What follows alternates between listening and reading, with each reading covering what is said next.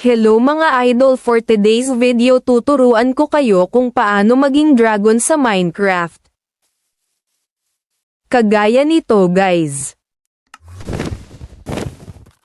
Ngayon tuturuan ko naman kayo kung paano i-download. Una pumunta kayo sa Play Store. Tapos search nyo mods for Minecraft.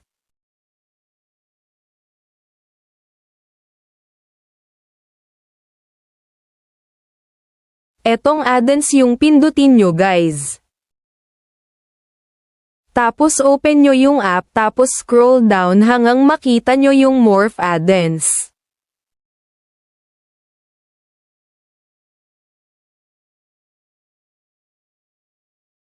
Pagka-download nyo lalabas yung install, click nyo lang tapos click nyo yung Minecraft.